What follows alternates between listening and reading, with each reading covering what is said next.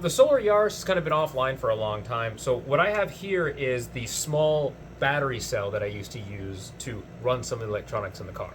So what I'm going to do is I'm going to take the plug off of this air compressor, and I'm going to hook it into the line that's currently hooked up to the wall, charging this right now. To test it out, all I'm going to have to do is just cut, splice, and then make sure when I apply 12 volts to this from the car, it turns on and it charges.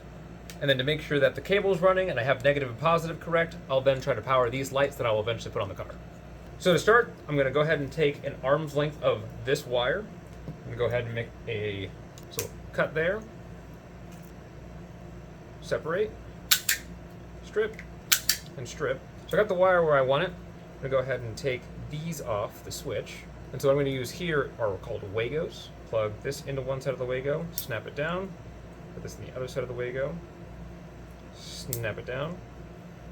On the other side, I'm basically going to have live cables for me to touch and probe with. So inside this headlight pin, there are 3 pins inside this connection. What I'm going to do is I'm going to hook the red line up to the red wire on the back, so the one that leads out to this. Black wire to the black line.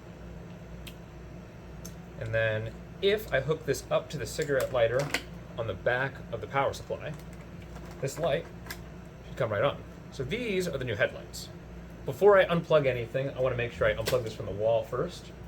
And then, now that this is a dead cable, I'm going to undo these 2 Wagos. The reason why I unplugged it from the wall, these 2 touch, that's going to be a problem.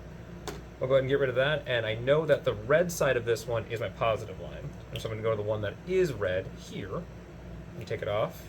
Go ahead, go straight into the red side. Same thing with the negative side.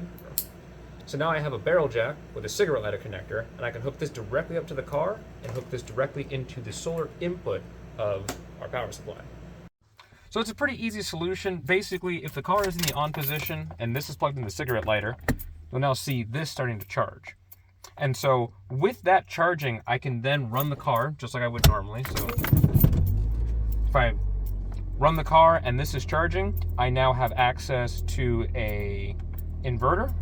I have access to all 4 USB ports on the front, but for the most part, it's just sitting here taking a charge from my car. This little indicator means that the inverter is currently on, so I have AC power coming out the back. This means it's charging, and that means the USB ports are active. If I turn the car off and remove the key, you'll see now that the cigarette lighter is now active. It's no longer charging, and my AC power is still on. This is just the way that the car will cycle for now. So if I turn the car back on, cigarette lighter comes off, it starts charging again.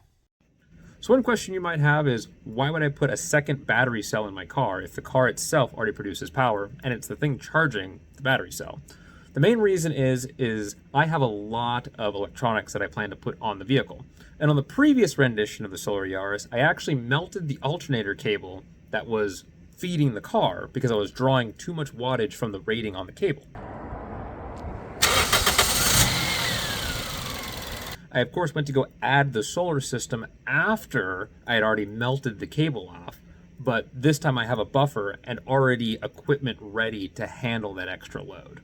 So essentially, this is just the foundation for the electrical system before I add all of the new electronics to the car that the car is not designed to handle. I will, of course, be adding safety features, fuses, and a bunch of other stuff to make sure that the same problem that happened in my last Yaris doesn't happen to this one.